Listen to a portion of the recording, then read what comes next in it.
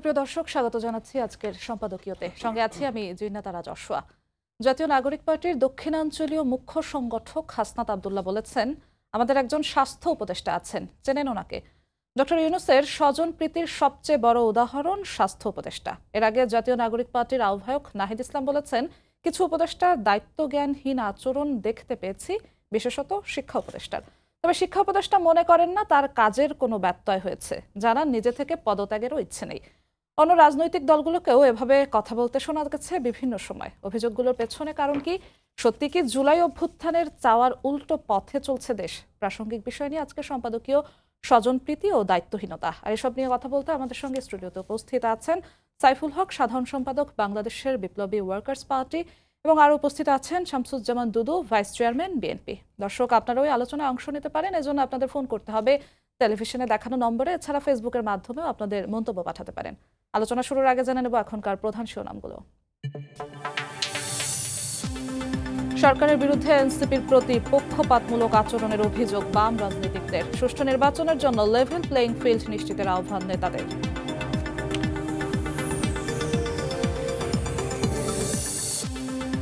সরকারের দুর্বলতা নয়, কাজ ও উদ্দেশ্যকে বড় করে দেখার আহ্বান বিএনপির। আগামী বছরের প্রথম অংশে নির্বাচন দেওয়ার আহ্বান জামায়াত আমিরের।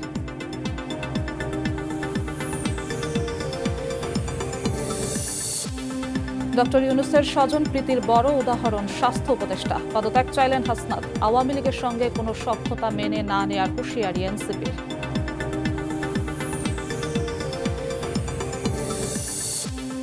মাইলস্টোন ট্র্যাজেডিতে সারা দেশের শোকের ছায়া। বোনের পর ভাইয়ের মৃত্যু, নিহত বেড়ে ৩২। হাসপাতালে কাতরাচ্ছে ছোট ছোট প্রাণ। হতাহতের সংখ্যা নির্ণয় কমিটি।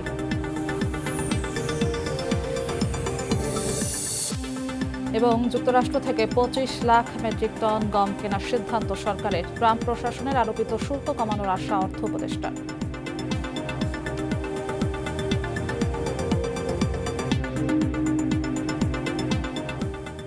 দর্শক, দেখছিলাম প্রধান শিরোনাম, যাচ্ছি আলোচনায়। আপনাদের দুজনকে আরও একবার স্বাগত আজকের সম্পাদকীয়তে। শুরুতে যেমনটা বলছিলাম, জাতীয় নাগরিক পার্টির দক্ষিণাঞ্চলীয় মুখ্য সংগঠক হাসনাত আব্দুল্লাহ বলেছেন, আমাদের একজন স্বাস্থ্য উপদেষ্টা আছে, চেনেন কিনা এমন একটা প্রশ্ন তুলেছেন। গণমাধ্যম কর্মী হিসেবে আমরা চিনি, আপনারা রাজনীতিবিদ হিসেবে আপনারাও চেনেন, এটাই স্বাভাবিক। কিন্তু সাধারণ মানুষ এই দেশের দুর্যোগের সময় তাকে চেনেন না, এমনই নানান প্রশ্ন, নানান জিনিস সামাজিক যোগাযোগ মাধ্যমে ঘুরপাক খেয়েছে, এবং খুঁজতে গিয়েও স্বাস্থ্য উপদেষ্টাকে খুব একটা দেখা যায়নি। এবং আজকে যেমনটা হাসনাত আব্দুল্লাহ বলেছেন যে স্বজন প্রীতি এর মধ্যে আছেন, আমি প্রথমেই শামসুজ্জামান দুদু আপনার কাছে যেতে চাচ্ছি যে স্বজন প্রীতি আপনারা কতটা দেখছেন, পাশাপাশি দায়িত্বজ্ঞানহীনতা দেখেছেন কিনা? জি, আপনাকে ধন্যবাদ। সাইফুল ভাইকে শুভেচ্ছা, দর্শক শ্রোতাদের শুভেচ্ছা, অভিনন্দন।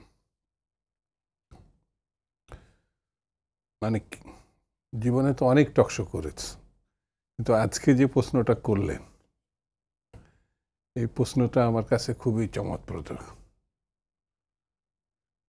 এনসিপির সরকার ডক্টর ইউনূসের সরকার, এবং ডক্টর ইউনূসও বলেছে শিক্ষার্থীরা তাদেরকে ক্ষমতায় বসিয়েছে। 1 বছর এখনো পেরায়নি, আর কয়দিন বাকি আছে। এর ভিতরেই হাসনাত আব্দুল্লাহরা তাদের সরকারকে স্বজনপ্রীতির কাঠগড়ায় দাঁড় করাইছে। এটা আমার কাছে খুব অভিনব মনে হচ্ছে। আমরা তো এই সরকারকে সমর্থন দিচ্ছি ভালো সরকার হিসাবে, এবং এই সরকারের কাছে আমাদের প্রত্যাশা একটা ভালো নির্বাচন।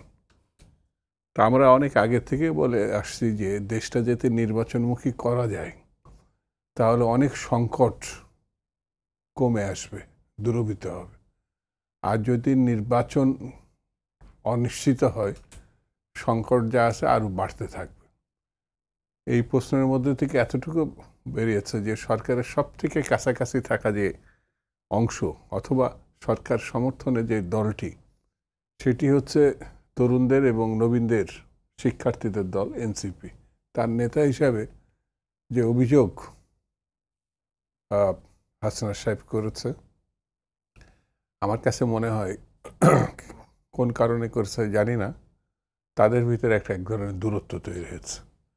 নিকটজনের সঙ্গে দূরত্ব মানে কি, অন্য দেশবাসীর সঙ্গে তো যোজন দূরত্ব তৈরি হয়ে গেছে। বড় ধরনের একটি ঘটনার মুখোমুখি পরশুদিন আমার হয়েছে। আমাদের বহু ছেলে মেয়ে একেবারে হঠাৎ করে মারা গেছে, নির্দয় নির্মম। এরকম মৃত্যু গত 53 বছরে মুখোমুখি এ জাতি হয় নাই। ছোট্ট ছোট্ট ছেলেমেয়েরা আচমকাই বলা যায় তাদের মৃত্যু একেবারে ছাই করে দিয়েছে। অনেকেই এই সংখ্যাটা বিশ্বাস করতে চাচ্ছে না, যে সংখ্যাটা সরকারের পক্ষ থেকে বলেছে। যেমন ডাক্তার, এই যে জামাতের প্রধান ডাক্তার সাহেব শফিক সাহেব, উনি কিন্তু নিজেই স্পষ্ট করে বলেছেন একটা, যে এই সংখ্যাটা মানে বিশ্বাসযোগ্য না, প্রায় শতাধিক মৃত্যু। তো আমার কাছে মনে হয়েছে বিশ্বাস অবিশ্বাসের থেকেও এটা একেবারে, যারা আমি গত 2-3 দিন ধরে কোনো সোশ্যাল মিডিয়া দেখতে পাচ্ছি না, মানে দেখার মতো আমার মানে ওই মানসিক অবস্থা নাই। একেবারে কাঠ পোড়া কয়লা হয়ে ছাই হয়ে যায় মুহূর্তের মধ্যে। মানে জীবন্ত একটা মানুষ, ছোট্ট তরুণ বা একেবারে বাচ্চারা যেভাবে মারা গেছে, এর মুখোমুখি আমরা যখন হয়েছি, সরকারের যে উদ্যোগটা থাকতে পারত, হয়তো হাসান সাহেব সে উদ্যোগের ব্যর্থতা ঘটার কারণে স্বাস্থ্য উপদেষ্টার কথাটা সামনে এনেছে। অনেক দেশ আমাদের এই ঘটনার মধ্যে দিয়ে হেল্প করতে চাইছে, সেখানেও স্বাস্থ্য মন্ত্রী স্বাস্থ্য উপদেষ্টার সক্রিয়তা আমি ব্যক্তিগতভাবে দেখি নাই। হ্যাঁ, স্বজনপ্রীতি কি একটি বিশেষ বিভাগ বা জেলা থেকেই বড় সেকশনই বলবো কি, একটা মানে 90 উপদেষ্টা সেই জায়গার। এবং স্বাস্থ্য উপদেষ্টা গ্রামীণ ব্যাংকের ছিলেন, এবং একটা মানে কি এনজিওর প্রতিষ্ঠান থেকে তিনি চয়েস করছেন। আমার কাছে মনে হয়েছে সংকট আরো বাড়বে যদি এখনই হস্তক্ষেপ না করে প্রধান উপদেষ্টা। এটা আমার কাছে মনে হয়েছে। স্বজন প্রীতি না, একের কোনো চোখের পর্দাই নাই। আপনার কাছে আবার ফিরবো সাইফুল হক, আপনার কাছে একটু আসতে চাই। লাশের সংখ্যার কথাটি যেহেতু আসলো, স্বাস্থ্য উপদেষ্টার কথাও আসলো, আইএসপিআর এর হিসেব অনুযায়ী গতকাল পর্যন্ত 31 জন মৃত ছিল, রাতে একজন মারা গেছেন, সেই হিসেবে 32 জন। এবং আজ স্বাস্থ্য অধিদপ্তর দুদিন পরে একটি লাশের সংখ্যার হিসেব দিয়েছে, সেখানে মৃতের সংখ্যা দেখানো হয়েছে 29 জন। মানে সরকার কি কোথাও গিয়ে হিমশিম খাচ্ছে? আপনাকে ধন্যবাদ প্রিয়ভাজন শামসুজ্জামান দুদু ভাই। দর্শক শ্রোতা যারা আপনারা দেখছেন, আপনাদেরকে আমি সালাম জানাই এবং শুভেচ্ছা জানাই। আমরা এখনো গভীর একটা শোকাবহ অবস্থার মধ্যে আমরা আছি। এই ধরনের একটা ঘটনা আমাদের জন্য খুবই আকস্মিক। আমরা কোনোভাবে এই ধরনের ঘটনার জন্য আমরা কেউই প্রস্তুত ছিলাম না। তো আপনি যেটা বললেন, কিন্তু দুর্ভাগ্যজনকভাবে সংখ্যা নিয়ে আজকে প্রধান উপদেষ্টার সাথে রাজনৈতিক দলগুলো আমাদের একটা বৈঠক ছিল। সেখানে আমি প্রধান উপদেষ্টাকে বলেছি যে মৃতের সংখ্যা নিয়ে যে আস্থা অনাস্থার সংকটটা তৈরি হয়েছে, এটা অনেক বড়ভাবে এটা কিন্তু মানুষকে, এটা কিন্তু তাদের সংবেদনশীলতা তৈরি করেছে। সরকার কি কোনো কিছু লুকানোর চেষ্টা করছে?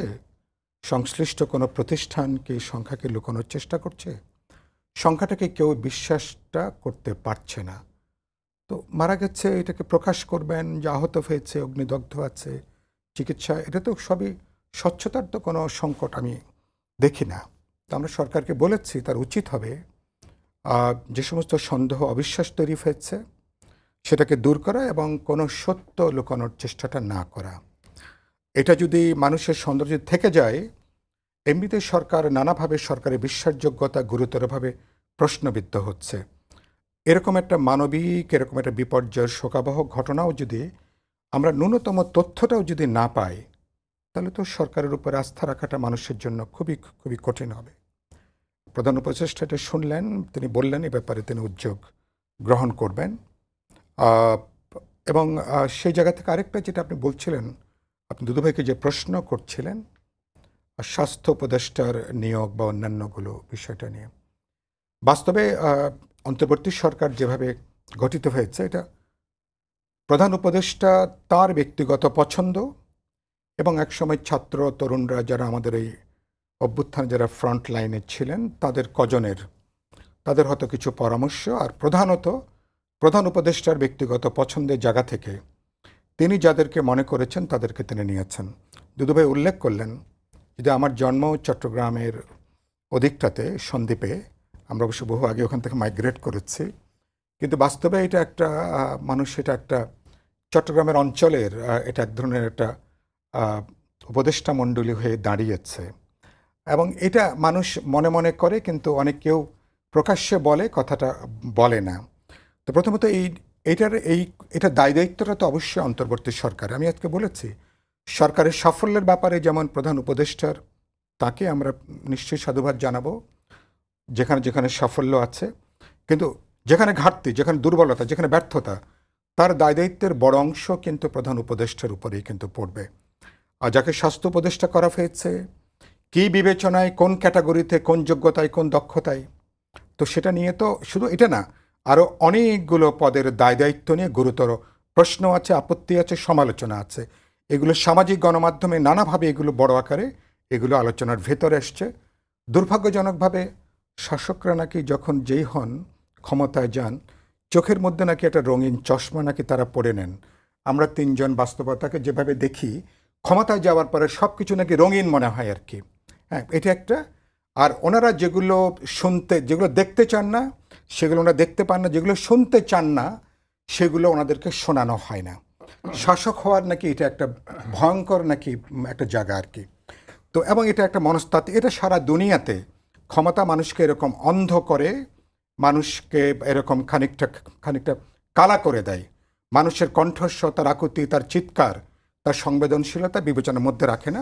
দাবিটা এসছে, আমি অনেক আগে বলেছি, অন্তর্বর্তী সরকারের এই টিম নিয়ে নির্বাচন পর্যন্ত যাওয়াটা প্রায় অসম্ভব।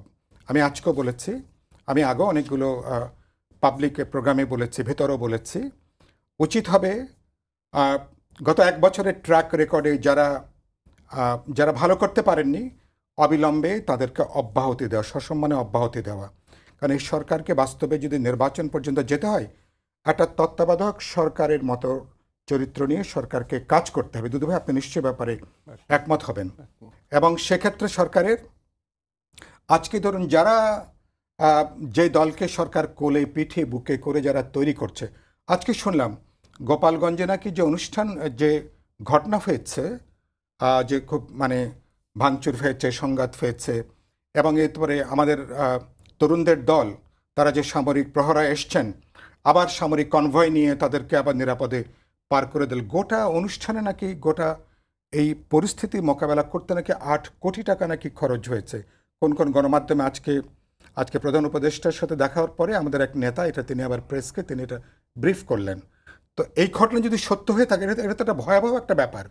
এরকম একটা রাষ্ট্রীয় খরচে যদি সামরিক প্রহরায় যদি তাদেরকে যদি সফর করতে হয়, এবং সেই দলের নেতারা যদি বলেন যে তাদের এই স্বাস্থ্য উপদেষ্টা বা অন্যান্য উপদেষ্টার ব্যাপারে, তাহলে তো তাদের উচিত হয়, যাদের ব্যাপারে অভিযোগ এসছে, যাদের সরকার, তারা যখন অভিযোগ করছেন, তারা যখন আঙ্গুল তুলছেন, উচিত হবে তাদের অনেক আগেই তাদেরকে অব্যাহতিটা নেওয়া। তারা অব্যাহতি না নিলে প্রধান উপদেষ্টার উচিত হবে তাদের এই এনসিপির এই দাবি বা তাদের কথা বা জনমানুষ যাদের ব্যাপারে গুরুতর প্রশ্ন আছে তাদেরকে অব্যাহতি দেওয়া। কারণ এই টিম নিয়ে নির্বাচন পর্যন্ত যাওয়াটা খুব কঠিন। কিন্তু যশো, আপনি নিশ্চয়ই আমার সঙ্গে একমত হবেন, আমাদের রাজনৈতিক ইতিহাসে দায়িত্ব নেবার কোনো সংস্কৃতি নেই। ভারতে আমি একবার, তখন আমরা খুব ছোট, লেট 60 যে ট্রেন দুর্ঘটনা হয়েছিল, ট্রেন দুর্ঘটনার জন্য রেলমন্ত্রী নৈতিক দায়িত্ব নিয়ে তখন তিনি ক্যাবিনেট মন্ত্রী থেকে অব্যাহতি নিয়েছিলেন। আমার কন্যা জাপানে ছিল, জাপান থেকে পিএইচডি করে এসছে, একটা ইউনিভার্সিটিতে পড়ায়। জাপানে ভূমিকম্পে একটা ব্যাপক হ্যাবক হয়েছিল, আমরা 17 সালে যাওয়ার একবার আগে, এবং শুনেছি যে জাপানের যিনি ওই মন্ত্রণালয়ের দায়িত্ব ছিলেন, তিনি নৈতিক দায়িত্ব নিয়ে সেখানে তিনি কিন্তু অবসর নিয়েছেন, তিনি অব্যাহতি নিয়েছেন। দুর্ভাগ্যজনকভাবে আমাদের এখানে কেউ কোনো দায়িত্ব নিতে চায় না, কেউ কোনো নৈতিক দায়িত্ব নেয় নাই, এবং চূড়ান্ত অপমান ছাড়াও তারা দায়িত্বটা ছাড়তে চান না। এই সংস্কৃতি থেকে বেরিয়ে আসা দরকার। এবং আমি এই প্রসঙ্গে শেষ কথা যেটা বলি, প্রথমত যে আমরা সরকারের কার্যকারিতা গুরুতরভাবে প্রশ্নবিদ্ধ হয়েছে, এবং আজকে প্রধান উপদেষ্টার সাথে আমাদের সভাতে আমি বলেছি 53-54 বছরে এত বড় সমর্থন অন্য কোনো সরকার পায়নি। আমরা সরকারকে এক কাটা সমর্থন জুগিয়েছি। তিনি যদিও বলেছেন যে তিনি ছাত্রদের দ্বারা নিযুক্ত, প্রথম দিনই তিনি কিন্তু ভাগ করে দিয়েছেন, প্রথম তিনি একটা বিভাজনের রেখা তিনি কিন্তু দিয়েছেন টেনে, কিন্তু সেটাকে আমরা বড় করে দেখিনি। গত একটা বছর আমরা সরকারের কাজে রাজনৈতিক নৈতিকভাবে সমর্থন আমরা কিছু কিছু সমালোচনা করছি কেন, সরকার যেন রাইট ট্র্যাকে থাকে, সরকার যেন হোঁচট না খায়, যেন হুমড়ি না খায়, যেন পথ হারিয়ে না ফেলে, সেই জায়গা থেকে দুর্ভাগ্যজনকভাবে এগুলোকে তারা দুর্বলতা হিসেবে তারা বিবেচনা করছেন। এবং সেই জায়গা থেকে আমাদের এই এত বড় সমর্থিত সরকার কিন্তু বাংলাদেশের হিস্ট্রিতে সম্ভবত সবচেয়ে দুর্বলতম সরকার এখন কাজ করছে। যে জন্য একটা সামাজিক নৈরাজ্য তৈরি হচ্ছে, বিশৃঙ্খলা তৈরি হচ্ছে, কোনোভাবে এই পরিস্থিতির সামাল দেওয়া যাচ্ছে না। এটা হচ্ছে ভয়ের এবং উদ্বেগের জায়গাটা। গোপালগঞ্জের ঘটনা, আমার মাইলস্টোনের ঘটনা, গতকালকে সচিবালয়ে আমাদের বাচ্চারা তারা যেভাবে ওখানে হামলে পড়লো বা ঢুকে পড়লো, এরপরে রাষ্ট্রীয় বাহিনীগুলোর যে দমনমূলক যে ভূমিকা, সহিংস ভূমিকা, মানে প্রায় 70-80 জনকে হাসপাতালে তারপরে সেখানে যেতে হয়েছে। আমার মনে হয়েছে এটা বুঝি হাসিনার আমলে কোনো একটা বিক্ষোভের কোনো একটা বুঝি চেহারা। তো যে সরকার আমাদের সমর্থিত সরকার, তার মানে কি সব কিছু ভেঙে পড়ছে, সরকার নাজেহাল, সামাল দিতে পারছে না। তো এরকম পরিস্থিতি এক বছর পরে নিশ্চয়ই আমরা দেখতে চাইনি। আজকে আমরা বলেছি সরকারকে যে আপনি এখনই, এটা হয়তো আপনার জন্য একটা ওয়েক আপ কল, পুরো পরিস্থিতিতে পুরো ব্যাপারটা বিবেচনার মধ্যে নেন, দলগুলোকে আস্থার মধ্যে নেন, পেশাদারিত্ব জায়গা থেকে কিভাবে আমরা পরিস্থিতির উন্নয়ন ঘটাতে পারি। না হলে আমি আজকে আমার আশঙ্কা ব্যক্ত করেছি, নির্বাচন যত এগিয়ে আসবে এই সহিংসতা, নাশকতা এবং অনেকগুলো ঘটনা রেপ্লিকেট হবার আশঙ্কাটা কিন্তু বাড়বে। নির্বাচন প্রসঙ্গে আপনার কাছে আবার ফিরবো। শামসুজ্জামান দুদু, সরকার সামাল দিতে পারছেন না, সাইফুল হক এমনটাই বললেন। গতকালকের একটা বিষয় আনবো, মাইলস্টোন ট্র্যাজেডিতে সরকার আর্থিক অনুদানের জন্য প্রধান উপদেষ্টার ফেসবুক পেজ থেকে একটা পোস্ট দেওয়া হয়, তারপরে কিছুক্ষণের মধ্যে তুমুল বিতর্ক তৈরি হয়, পোস্টটি সরিয়ে ফেলা হয়। আগে সাধারণত দেখা যেত যে সাধারণ মানুষ কিছু পোস্ট দিলে রাজনৈতিক দলের চাপে পড়ে, সরকারের চাপে পড়ে পোস্টটা সরে যেত। এই প্রথম বোধহয় দেখা গেল সরকারের যে প্রধান, তার পোস্টও চাপে পড়ে সরে যাচ্ছে। সরকার কি সিদ্ধান্ত নেওয়ার ক্ষেত্রে যাদের উপদেষ্টা পরিষদে রেখেছেন কিংবা তাদের আশেপাশে রয়েছেন, তারা কি সরকারকে ঠিকভাবে গাইড করছে না, নাকি সরকার তাদের থেকে সহায়তাটা পাচ্ছেন? সরকার আমার কাছে যেটা মনে হয়েছে, মানে তাৎক্ষণিক পরিস্থিতি বিবেচনায় যে সিদ্ধান্তগুলো নেওয়ার ছিল, সরকার শুরু থেকে, মানে এক বছরের পরের কথা না, মানে শুরু থেকে সে প্রতিটা ক্ষেত্রে অবহেলার দৃষ্টান্ত বেশিরভাগ ক্ষেত্রে রেখেছে। কিছু কিছু ক্ষেত্রে তার সাফল্য আছে। তারপরেও প্রায় প্রতিটি রাজনৈতিক দল, বিএনপি সহ, এই সরকারকে এখনো এই মুহূর্ত পর্যন্ত সমর্থন দিয়ে যাচ্ছে। যেমন আপনি লক্ষ্য করেছেন, গতকাল এই যে উপদেষ্টা পরিষদের 2 জন সদস্য মাইলস্টোনে গিয়েছিল, 9 ঘন্টা তারা আটকা ছিল। এই যে সাইফুল ভাই উল্লেখ করলেন গোপালগঞ্জের যে ঘটনা, আমার 53-54 বছরের রাজনৈতিক জীবনে মানে সাংগঠনিক কাজে গিয়ে সামরিক যানে ফিরে আসা, এই ধরনের কোনো ঘটনা আমি এর আগে এরকম দৃশ্য আমরা কখনো দেখি। আমরা পুলিশের লাঠি খাইছি, প্রতিপক্ষের সঙ্গে আমাদের বিবাদ হয়েছে, হাতাহাতি হয়েছে, লাটালাটি হয়েছে, ঢাকা ইউনিভার্সিটি হয়েছে বা বিভিন্ন জেলাতেও হয়েছে, কিন্তু কখনো সামরিক জানে, মানে এই ধরনের দৃশ্য আমাদেরকে লক্ষ্য করতে হবে।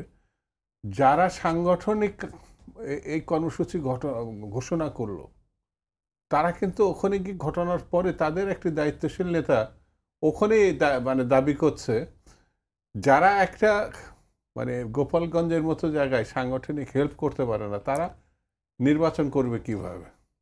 আমার কাছে এটা খুব পিকুলার বিষয় মনে হয়েছে। তারা কি জানতো ওখানে ওই পরিস্থিতি তৈরি হবে? না জেনে গেছে নাকি জেনেই গেছে? কারণ এই ঘটনার পরে নির্বাচন প্রসঙ্গে, কারণ তাদের উপর এক ধরনের অভিযোগ আছে যে তারা নির্বাচনটাকে পিছাতে চাচ্ছে, কখনো সংস্কারের নামে, কখনো বিচারের নামে, বা কখনো অন্য একটা ফলশ্রুত।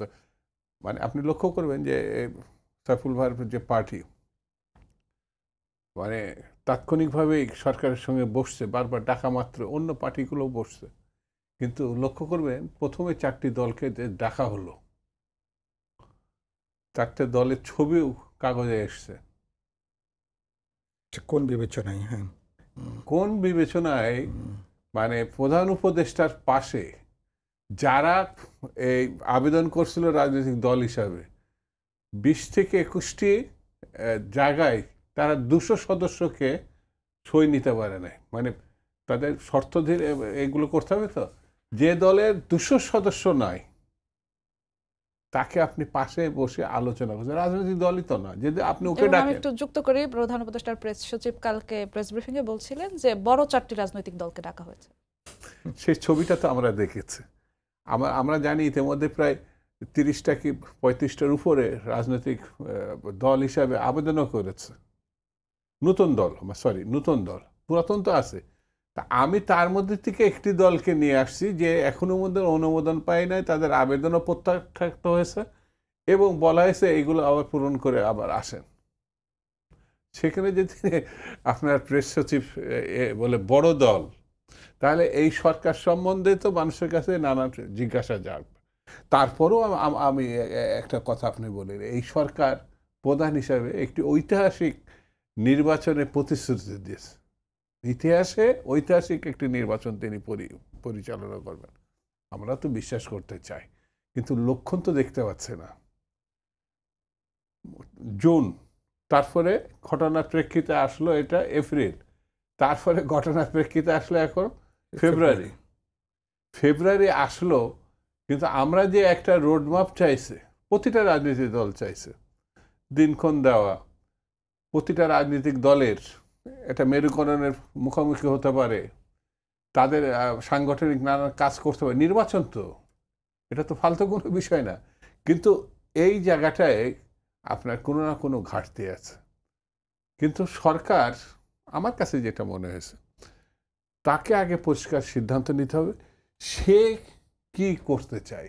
যদি সেই শুরু থেকে বিদেশি কাগজকে বলছিল না, আপনার লক্ষ্য নিশ্চয় মনে আছে যে আমাদেরকে শিক্ষার্থীরা ক্ষমতায় বসিয়েছে, এই বিবেচনা যদি মাথায় নিয়ে চলে এখন, তাহলে বুঝতে হবে যে তাদের অনতিবিলম্বে ওই যে ট্যাঙ্কের ভিতরে সেই শিক্ষার্থীটা যেভাবে ঢুকেছে, এটা আবার মাথায় নিতে হবে বাঁচার জন্য।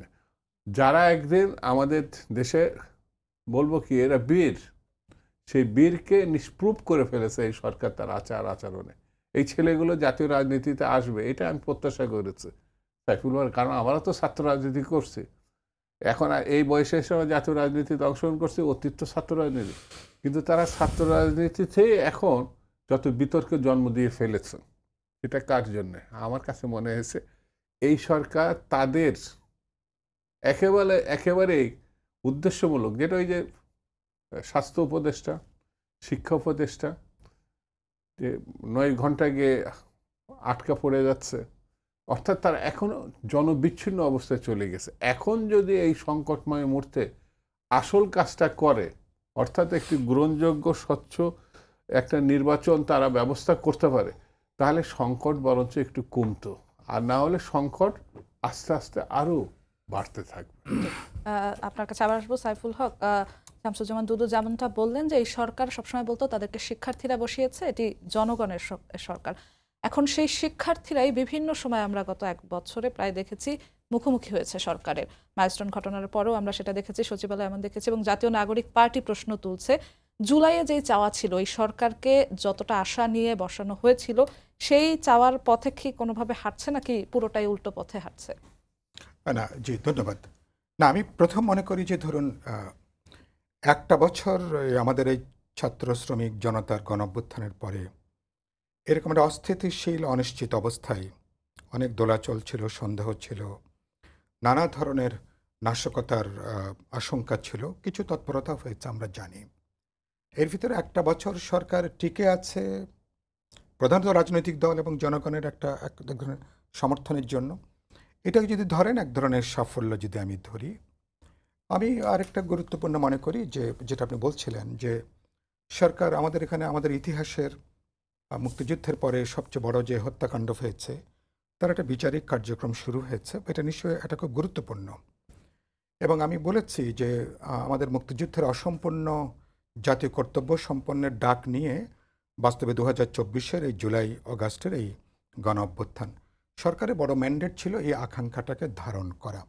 বিচারিত হয়েছে। আমরা সংস্কারের ব্যাপারে আমি মনে করি সরকারের সীমাহীন অনেক ব্যর্থতার পরে সংস্কার ব্যাপারে বেশ কিছু গুরুত্বপূর্ণ উদ্যোগ নেওয়া হয়েছে। 11টা কমিশন হয়েছে, 5টা কমিশন নিয়ে গত 17-18 দিন আমরা আলোচনা করছি। এর মধ্যে প্রায় 9টা 10টা গুরুত্বপূর্ণ সাংবিধানিক সংস্কারের ব্যাপারে আমরা কিন্তু একমত হতে পেরেছি। আজকের নির্বাচন কমিশনের ব্যাপারে আমরা একমত হয়েছি সর্বসম্মতভাবে। এগুলো আমি খুব গুরুত্বপূর্ণ একটা কাজ মনে করি, যেগুলো আপনি কালকে ফলাফল পাবেন না, হয়তো এর পরে একটা নির্বাচন হলে নির্বাচিত সংসদ, জনপ্রতিনিধিত্বমূলক সরকার ভবিষ্যতে ক্ষমতার চেকস অ্যান্ড ব্যালেন্সের ক্ষেত্রে ক্ষমতাকে স্বেচ্ছাচারিতা হিসেবে যাতে ব্যবহার করা না যায়, ক্ষমতাকে একটা নতুন তালুকদারি জমিদারি হিসেবে যারা দেখতে চান সেই পথটা খানিকটা বন্ধ করার একটা পথ তৈরি হচ্ছে। এগুলো বড় দাগের কিছু রাজনৈতিক ফলাফল, আমি নিশ্চয়ই সেটা বলবো। সরকার যেখানে ফেল করছে, মিজারেবলি যেটা ফেল করছে সেটা হলো বলতে পারেন এই যে মানুষের জানমালে কোনো নিরাপত্তা নিশ্চিত হয়নি। সরকার কার্যত একটা মবের উপরে, এবং যেটা মব একসময় বলা হতো কি মব জাস্টিস, পরে এটাকে টার্ন করে যারা মব জাস্টিস বলতেন তারা এখন বলছেন মব ভায়োলেন্স বলছেন। সরকারের দিক থেকে যখন বলা হয় এটা এক ধরনের প্রেশার গ্রুপ নাকি, এটা যারা এটা বলছেন তাদেরকে আবার নানা অংশ তাদেরকে আবার অবরুদ্ধ করে তাদেরকে আবার রাখছেন, জানে না এরপরে তারা কোন শব্দ তারা ব্যবহার করবেন। তো এগুলোকে এক ধরনের নৈরাজ্য জন্ম দিয়েছে। এবং একটা গণ অভ্যুত্থানকে যখন আপনি বিপ্লব মনে করেন তখন মানে কি আপনি কি যা খুশি করতে পারেন, যা খুশি করবার লাইসেন্স কি আপনাকে দেওয়া হয়েছে? কিন্তু কার্যত অনেকেই এটাকে মনে করেছেন যা খুশি করবার একটা লাইসেন্স হিসাবে। এটাই হচ্ছে সরকারের বড় জায়গার ফেলিউরের জায়গাটা। আমরা ল এনফোর্সিং এজেন্সিকে পেশাগত দায়িত্বের মধ্যে আনতে পারিনি। আমার এখানে সরকারের মধ্যে আমি আজকেও বলেছি, সরকারের মধ্যে অসংখ্য সরকারের উপদেষ্টাদের মধ্যে গুরুতর সমন্বয়হীনতা, এবং আমলাদের একটা সরকার আমরা দেখছি তারা যেখানে যা খুশি তারা এখানে করছেন, ব্যক্তিগত প্রতিহিংসা প্রতিশোধের থেকে শুরু করে তাদের যা করার আর কি। এবং এদের তো 15.5 আনার সাথে গণজাগরণ গণ অভ্যুত্থানের কোনো সম্পর্কই ছিল না। ফলে এটাকে শারীরিকভাবে এই অভ্যুত্থানকে ধারণ করার তাদের কোনো ব্যাপার নেই। তারপরে ছাত্রতন্ত্রের একটা সরকার, এসব ব্যাপারে মানুষের হতাশা আছে। আমাদের বৈষম্য বিরোধী আন্দোলন হয়েছে, বৈষম্য বিলোপের ব্যাপারে কোনো কমিশন হয়নি, বরঞ্চ গত 1 বছরে বৈষম্য বৃদ্ধি পেয়েছে। দারিদ্র্যের সীমার নিচে 30 থেকে 35 লক্ষ মানুষ নেমে এসছে। আগামী 6 মাসে আশঙ্কা আরও নাকি 8 থেকে 10 লক্ষ মানুষ দারিদ্র্য সীমার নিচে বাড়বে। আমাদের কর্মসংস্থান বাড়েনি, বিনিয়োগের অবস্থা শোচনীয়, মাত্র রেমিটেন্সের ফ্লোটা কিছুটা আমাদেরকে বাঁচিয়ে রাখছে। সরকার চেষ্টা করছেন কিছু ম্যাক্রো ইকোনমি, কিছুটা স্ট্যাবিলিটি আনার জন্য। সেদিক থেকে কিছু ইতিবাচক জায়গাটা আছে, যেটা একেবারে ভেঙে পড়েছিল কিছুটা অর্ডারে আনবার একটা চেষ্টা, একটা উদ্যোগ আছে। কিন্তু বাস্তবে মানে সীমাহীন একটা অচল অবস্থা, নৈরাজ্য। ঢাকা শহরের দিকে তাকালে বোঝা যায় এটা কোনো বাসযোগ্যতা শহর আগেও ছিল না, এখন তো আরও বাসযোগ্যহীন। এবং আমি আগে হাসিনার আমলে বলতাম দেশে কোনো সরকার আছে বলে মনে হয় না, যেন আল্লাহর ওয়াস্তে দেশটা চলছে। এখন দুর্ভাগ্যজনকভাবে এই বাক্যটা আমাকে আবার উচ্চারণ করতে হচ্ছে। এবং মানুষ পুরনো স্মৃতি মানুষ আবার দেখছে, তাহলে আগেই কি ভালো ছিলাম, এরকম যদি মানুষের চেতনা হয় এটা আমাদের জন্য খুব দুর্ভাগ্যের। এটা নৈতিক পরাজয়, রাজনৈতিক পরাজয় হবে। আমরা সরকারকে, আমাদের নেতারা বলবার চেষ্টা করেছেন এরকম জায়গায় আমরা যাব না, যাওয়ার কোনো উচিত নেই। সুতরাং সরকারকে, যেটা দুদুভাই চমৎকার করে উল্লেখ করলেন, বিচার এবং সংস্কারের প্রক্রিয়া, এর সমাধান কি? এর সমাধান হচ্ছে একটা গ্রহণযোগ্য একটা নির্বাচন, একটা অনির্বাচিত সরকার যার কোনো নির্দিষ্ট জবাবদিহিতা নাই। যদি এভাবে চলতে থাকে, আমি আজকে আশঙ্কা করেছি আরও নৈরাজ্যের ঘটনা ঘটবে, বিশৃঙ্খলা ঘটবে, এবং আমাদের জাতীয় নিরাপত্তা গত 53 বছরের মধ্যে সবচেয়ে বড় ঝুঁকির মধ্যে এখন। এটা আমাদের রোহিঙ্গাদেরকে নিয়ে, তারপরে আমাদের পার্বত্য 3 জেলার সংকট, ভারত যেভাবে ধারাবাহিকভাবে পুষেন করছে, পুষেনটা কত লোক ঢুকালো হচ্ছে গুরুত্বপূর্ণ। ওরা একটা রাজনৈতিক বার্তা দেবার তারা কিন্তু তাদের একটা চেষ্টা আছে। তার মানে আমরা কিন্তু যে কোনো সময় যে কোনো পরিস্থিতি, আশঙ্কাটা কিন্তু আছে। সমাধানটা কি? সমাধান হলো সবাইকে আস্থার মধ্যে নেন, কথা বলবেন, আলোচনা করবেন, এবং আমি মনে করি এখনও শেষ রক্ষা করবার সুযোগ আছে। কিন্তু সরকারকে এই কথাটা বিবেচনার মধ্যে রাখা দরকার। আপনাদের যা খুশি করবার আপনাদের লাইসেন্স নেই। আপনাদের বিচার সংস্কার প্রক্রিয়ায় নির্বাচন যদি ফেব্রুয়ারিতে করতে চান, ডিসেম্বরের মধ্যে তারা যে বলেছেন আইন শৃঙ্খলায় তারা একটা প্রস্তুতি সম্পন্ন করবেন। আমি মনে করি এটাই তাদের এখন প্রধান কাজ।